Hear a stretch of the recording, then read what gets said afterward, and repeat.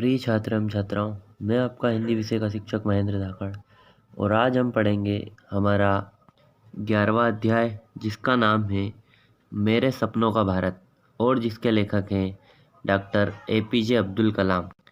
भारत रत्न पूर्व राष्ट्रपति डॉक्टर अबुल पाकिर जैनुल आबदीन अब्दुल कलाम का जन्म सन 1931 ईस्वी में तमिलनाडु के रामेश्वरम जिले के धनुषकोटी नगर में हुआ था। आपको मिसाइल मैन के नाम से भी जाना जाता है। डॉक्टर कलाम की रचनाओं में मेरे सपनों का भारत अत्यंत महत्वपूर्ण है। इसमें उन्होंने 21वीं सदी के ज्ञान और बौद्धिक युग में भारत को ज्ञान प्राप्ति की प्रेरणा दी ताकि सन 2020 ईस्वी तक भारत विश्व का विकसित राष्ट्र बन सके।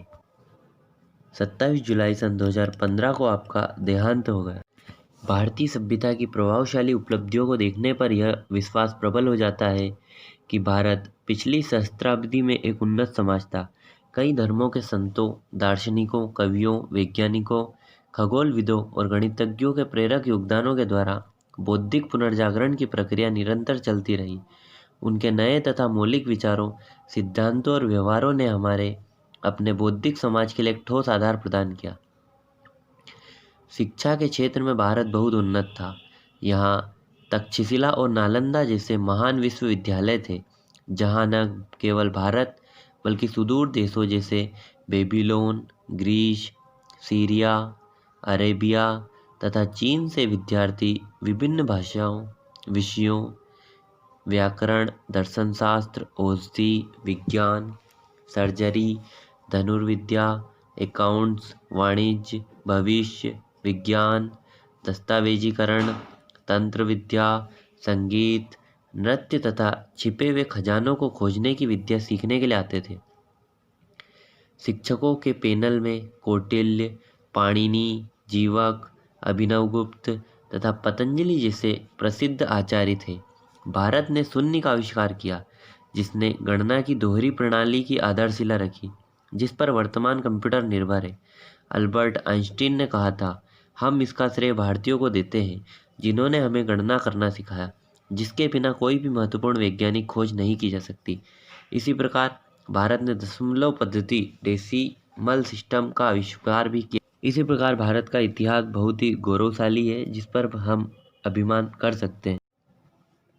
मेरे सपनों का भारत निबंध एक वैज्ञानिक के रूप में अपने राष्ट्र के लिए देखा स्वप्न है। कलाम साहब का विश्वास है कि भारतीय सभ्यता ने गत सहस्त्र वर्षों में उन्नत समाज दिया है।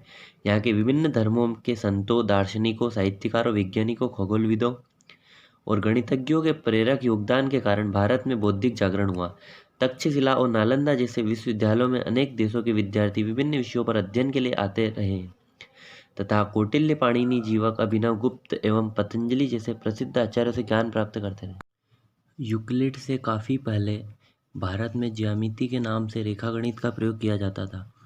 आर्यभट्ट ने किसी वृत्त की परिधि और व्यास के अनुपात को पाई के रूप में परिभाषित किया था। दशमलव के 4 अंकों तथा इसका शुद्ध मान बतलाया था।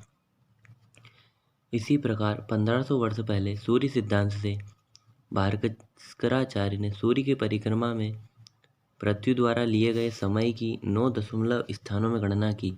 इसके अलावा कोपरनिकस से 1000 वर्ष पहले आर्यभट्ट ने कहा था कि पृथ्वी सूर्य के चारों ओर घूमती है, जबकि सूर्य सिद्धांत में भास्कराचार्य ने गुरुत्वाकर्षण के नियम को पहचाना था। औषधि विज्ञान के क्षेत्र में चरक ने आयुर्वेद को समेकित किया था और 2500 वर्ष पहले सुश्रुत ने जटिल शल्य क्रियाएं की थी। हमें अपनी वैज्ञानिक उपलब्धियों पर गर्व होना चाहिए, लेकिन यह सारी जानकारी भारत के बाहर शेष विश्व को ज्ञात नहीं है, क्योंकि इन पर आगे शोध नहीं हुआ या इनका प्रसार नहीं हुआ है। ऐसा नहीं है कि उल्लेखनीय उपलब्धियां केवल हमारे अतीत तक सीमित है। भारत की आज़ादी से पहले हमारे पास विश्व स्तरीय वैज्ञानिक, कवि, दार्शनिक, इंजीनियर, चिकित्सक और लगभग प्रत्येक क्षेत्र में जुड़े लोग थे। हमारे पास S N. Bose, Meghnath Saha, J C. Bose, sir C V. Raman, sir के एस कृष्णन, होमी जहांगीर भाभा, विक्रम साराभाई, बी.सी. राय जैसे वैज्ञानिक, रामानुजन जैसे गणितज्ञ, रविन्द्रनाथ टैगोर जैसे कवि, विवेकानंद जैसे दार्शनिक संत रहे हैं। स्वतंत्रता के बाद के काल भी उतने ही महान उपलब्धियां देखने को मिली है। स्वतंत्रता के भारत ने अपनी पहली पंचवर्षीय योजना शुरू की। इसने महत्वपूर्ण उद्योगों की स्थापना और आधारभूत ढांचे के निर्माण को प्रेरित किया। 70 के दशक में पहले हरित क्रांति के परिणाम देखने को मिले, जिसने भारत को खाद्य के क्षेत्र में आत्मनिर्भर बनाया। ऑपरेशन फ्लड ने भारत को निश्चित समयावधि में दूध का सबसे बड़ा उत्पादक बनाया। विज्ञान और प्रौद्योगिकी में काफ़ी विकास देखने को मिला और कई अनुसंधान व विकास और विज्ञान तथा प्रौद्योगिकी संस्थानों की स्थापना हुई, जिनका नेतृत्व विभिन्न क्षेत्रों के योग्य नेता कर रहे थे। इसने उच्च प्रौद्योगिकी मिशनों के लिए एक मजबूत आधार तैयार किया। भारत के उपग्रह तथा उपग्रह प्रक्षेपण यान कार्यक्रमों द्वारा रखे गए ठोस आधार ने देश को किसी प्रकार का उपग्रह डिजाइन तथा विकसित करने और उसे अपनी ही धरती से अपने प्रक्षेपणों यानों द्वारा कक्षा में प्रक्षेपित करने की क्षमता प्रदान की है। PSLV C5 की 7वीं सफल उड़ान ने, जिसमें रिसोर्स सेट 1 को सन सिंक्रोनस ऑर्बिट में स्थापित किया गया, ने स्वदेशी योग्यता में भारत की क्षमता को प्रदर्शित किया है। इसी प्रकार भारत किसी भी प्रकार की मिसाइल या मुखाग्र डिजाइन करने, विकसित करने तथा उत्पादित करने में सक्षम है। भारतीय सेना में पृथ्वी तथा अग्नि को शामिल किया जाना इस स्वदेशी क्षमता का प्रमाण है। परमाणु ऊर्जा उत्पत्ति तथा अस्त्र विकास में हमारी उपलब्धियां विकसित विश्व के मुकाबले की है। भारतीय सॉफ्टवेयर अंतर्राष्ट्रीय व्यावसायिक बाजार में अच्छा प्रदर्शन कर रहा है। ऐसे परिवर्तन के लिए युवा उद्यमियों का विशाल समूह प्रशंसनीय है। हमारा कुशल जन संसाधन विश्व में सबसे इच्छित संसाधनों में से एक है। यह विकसित विश्व के आर्थिक विकास में भारतीय वैज्ञानिकों व उद्यमियों के बड़े योगदान से स्पष्ट है।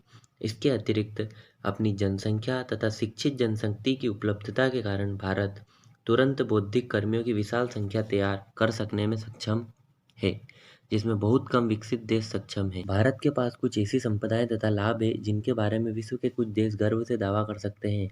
हमें अपने गौरवशाली अतीत और वर्तमान योगदानों तथा अपने भविष्य की रूपरेखा बनाने के लिए प्राप्त प्रतिस्पर्धात्मक लाभ को पहचानना चाहिए।